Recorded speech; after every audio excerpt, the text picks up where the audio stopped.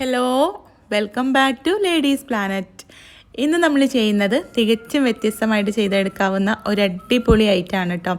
നല്ല ടേസ്റ്റി ആയിട്ടുള്ളൊരു വിഭവമാണ്. നിങ്ങൾ ഇതുവരെ മനസ്സിൽ പോലും വിചാരിക്കാത്തൊരു ഐറ്റമാണ് കേട്ടോ.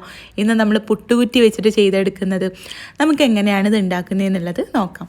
വീഡിയോയിലേക്ക് പോകുന്നതിൻ്റെ മുൻപായിട്ട് ചാനൽ സബ്സ്ക്രൈബ് ചെയ്യാത്തവർ സബ്സ്ക്രൈബ് ചെയ്യാനും വീഡിയോ ഇഷ്ടപ്പെടുകയാണെങ്കിൽ ലൈക്ക് ചെയ്യാനും മറക്കരുത്. അപ്പോൾ ഇതുണ്ടാക്കാനായിട്ട് ഇതിലേക്കുള്ള അരി ഒന്ന് കുതിർത്തെടുക്കുകയാണ് കേട്ടോ ആദ്യം. അപ്പോൾ അതിന് വേണ്ടിയിട്ട് 1/2 കിലോ കൈമ റൈസ് എടുത്തിട്ടുണ്ട്. ഇത് നല്ല പോലെ ഒന്ന് കഴുകിയെടുത്തതിന് ശേഷം നമുക്കിതിലേക്ക് വെള്ളം ഒഴിച്ചിട്ട് 1 മണിക്കൂർ നേരം കുതിർത്തെടുക്കാം. അപ്പോൾ ഞാൻ അരി നല്ല പോലെ കഴുകിയെടുത്തിട്ടുണ്ട്. ഇനി നമുക്കിതിലേക്ക് കുറച്ച് വെള്ളം ഒഴിച്ചിട്ട് ഇതൊന്ന് കുതിർത്തെടുക്കാം. അരിയിൽ പിടിച്ച് കിട്ടാൻ വേണ്ടിയിട്ട് കുറച്ച് ഉപ്പ് ഈ സമയത്ത് തന്നെ ചേർക്കണം കേട്ടോ.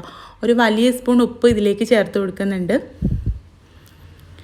ഇനി നമുക്കിത് 1 മണിക്കൂർ റെസ്റ്റ് ചെയ്യാൻ വെക്കാം. അരമണിക്കൂർ ആകുമ്പോൾ തന്നെ നമുക്കിതിലേക്കുള്ള മസാല ഉണ്ടാക്കാൻ തുടങ്ങാം. അപ്പോൾ അതിന് വേണ്ടിയിട്ട് കുറച്ച് റിഫൈൻഡ് ഓയിൽ ചൂടാക്കിയിട്ട് 3 മീഡിയം സൈസിലുള്ള സവാള നീളത്തിൽ അരിഞ്ഞത് ചേർത്തിട്ട് നമുക്കിതൊന്ന് വഴറ്റിയെടുക്കാം. പെട്ടെന്ന് വഴന്ന് കിട്ടാൻ വേണ്ടിയിട്ട് ആവശ്യത്തിനുള്ള ഉപ്പും കൂടി ചേർക്കാം കേട്ടോ. അപ്പോൾ സവാള നല്ല പോലെ വഴന്ന് വരുന്ന സമയത്ത് ഇതിലേക്ക് മീഡിയം സൈസിലുള്ള 2 തക്കാളി അരിഞ്ഞതും കൂടി ചേർത്തിട്ട് മൂടി വെച്ച് തക്കാളി ഉടഞ്ഞു വരുന്നവരെ നമുക്കിതൊന്ന് വേവിച്ചെടുക്കാം. തക്കാളി ഉടഞ്ഞു വരുന്ന സമയത്ത് 1.5 ടേബിൾ സ്പൂൺ ഇഞ്ചി വെളുത്തുള്ളി പച്ചമുളക് പേസ്റ്റും കൂടെ ചേർത്തിട്ട് അതിൻ്റെ പച്ചമണം മാറുന്ന സമയത്ത് നമുക്കിതിലേക്ക് കുറച്ച് തൈര് ചേർത്ത് കൊടുക്കണം. അപ്പം ഞാനിവിടെ 2.5 ടേബിൾ സ്പൂൺ ചെറിയ പുളിയുള്ള തൈരാണ് കേട്ടോ ചേർക്കുന്നത്. അപ്പോൾ തൈര് ചേർത്തിട്ട് നല്ല പോലെ ഒന്ന് ഇളക്കിയെടുത്തിട്ട് 1/2 ടേബിൾ സ്പൂൺ ബിരിയാണി മസാല കൂടെ ചേർത്തിട്ട് മിക്സ് ചെയ്ത് കൊടുക്കാം. പിന്നെ ഒരു കളറിന് വേണ്ടിയിട്ട് 1/4 ടീസ്പൂൺ മഞ്ഞൾപ്പൊടി കൂടെ ഇതിലേക്ക് ചേർക്കുന്നുണ്ട് കേട്ടോ.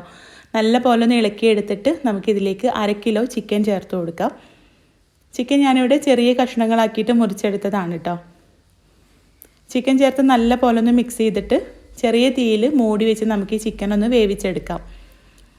ഏകദേശം ഒരു 10 മിനിറ്റ് ആകുമ്പോൾ തന്നെ ചിക്കൻ നല്ല പോലെ വെന്ത് കിട്ടും. അപ്പോൾ ഇതിൽ നിന്ന് കുറച്ച് വെള്ളമൊക്കെ ഇറങ്ങി വന്നിട്ടുണ്ട്. ഒന്ന് വറ്റിച്ചെടുക്കാം കേട്ടോ. ഈ സമയത്ത് 1/2 കപ്പ് മല്ലിയില പുതിനയിലയും കൂടെ ചെറുതായിട്ട് അരിഞ്ഞത് ചേർത്തിട്ട് ഒന്ന് മിക്സ് ചെയ്ത് കൊടുക്കാം. അപ്പോൾ ഇത്രയേ ഉള്ളൂ, നമ്മുടെ ഈ ഒരു മസാല റെഡി ആയിട്ടുണ്ട് കേട്ടോ. ഇതിൽ നിന്നും ചെറുതായിട്ട് വെള്ളം വറ്റി വരുന്ന സമയത്ത് നമുക്ക് ഫ്ലെയിം ഓഫ് ചെയ്ത് കൊടുക്കാം. അപ്പോൾ നമ്മുടെ മസാല ഇവിടെ റെഡി ആയിട്ടുണ്ട്. ഇനി നമ്മൾ ഇത് പുട്ടുകുറ്റിയിലാണ് കേട്ടോ ദം ചെയ്തെടുക്കുന്നത് നമ്മുടെ ബിരിയാണി. അപ്പോൾ ആദ്യം പുട്ടുകുറ്റി വെക്കുന്ന ഒരു പ്രഷർ കുക്കറിൽ വെള്ളം വെച്ചിട്ട് അതിലേക്ക് കുറച്ച് സ്പൈസസ് ഒക്കെ ഇട്ട് കൊടുത്തിട്ടുണ്ട് കേട്ടോ. ആവി വരുമ്പോൾ നല്ലൊരു മണം കിട്ടാൻ വേണ്ടിയിട്ടാണ്. ഇനി നമ്മൾ പുട്ടുകുറ്റിയിൽ ആദ്യം ഈ ചിക്കൻ്റെ മസാല കുറച്ച് നിറച്ച് കൊടുക്കുകയാണ്. അതിൻ്റെ മുകളിലായിട്ട് നമ്മളിവിടെ കുതിർത്ത് ഊറ്റി വെച്ചിട്ടുള്ള അരിയാണ് കേട്ടോ. അരി വേവിച്ചിട്ടൊന്നുമില്ല, അരി ഇതുപോലെ തന്നെ ഇട്ട് കൊടുക്കുക. അതിൻ്റെ മുകളിലായിട്ട് കുറച്ചും കൂടെ മസാല ഇടാം. ഇനി ഇതിൻ്റെ ഇടയിലായിട്ട് ഒരു പുഴുങ്ങിയ മുട്ട ഇട്ട് കൊടുക്കുന്നുണ്ട് കേട്ടോ. അതിന് മുകളിൽ കുറച്ചും കൂടെ മസാല ഇട്ടിട്ട് മുകളിലായിട്ട് നമ്മൾ കുറച്ച് അരിയാണ് കേട്ടോ ഇട്ട് കൊടുക്കുന്നത്. കാരണം നമുക്കതിൻ്റെ വേവ് ചെക്ക് ചെയ്യാൻ മുകളിൽ അരി ഇട്ട് കൊടുത്താലാണ് എളുപ്പത്തിൽ പറ്റുക. അരിയൊക്കെ നന്നായിട്ട് വെന്തിട്ടുണ്ടോ നോക്കാൻ. അപ്പോൾ മുകളിൽ കുറച്ചും കൂടെ അരി ഇട്ടിട്ട് മുകളിൽ കുറച്ച് ബിരിയാണി മസാല ഒന്ന് സ്പ്രിങ്കിൾ ചെയ്തിട്ട് നമുക്കിത് പുട്ടുകുറ്റി പ്രഷർ കുക്കറിൻ്റെ മുകളിലേക്ക് വെക്കാം. എന്നിട്ട് ആവി വരാൻ തുടങ്ങിയിട്ട് ഒരു 15 മിനിറ്റോളം നമുക്ക് വെക്കണം കേട്ടോ. അപ്പോഴേക്കും നമ്മുടെ ബിരിയാണി റെഡിയായിട്ട് കിട്ടും. ആവി വരാൻ തുടങ്ങിയിട്ടൊരു 15 മിനിറ്റ് ആയിട്ടുണ്ട്. ഈ സമയത്ത് ഞാനിത് പ്ലേറ്റിലേക്ക് മാറ്റുകയാണ് കേട്ടോ. നല്ല ടേസ്റ്റാണ് കേട്ടോ ഈ ഒരു ബിരിയാണിക്ക്. ഒരുപാട് സമയം ആവിയൊക്കെ കയറി കുക്ക് ചെയ്തെടുക്കുന്നതുകൊണ്ട് തന്നെ നല്ലൊരു ഫ്ലേവറാണ്. അപ്പോൾ തീർച്ചയായിട്ടും നിങ്ങൾ ട്രൈ ചെയ്ത് നോക്കാം കേട്ടോ. പിന്നെ ഒരു റിസ്ക് എന്ന് പറഞ്ഞാൽ ഒരുപാട് സമയം നമുക്കിത് ഉണ്ടാക്കിയെടുക്കണം.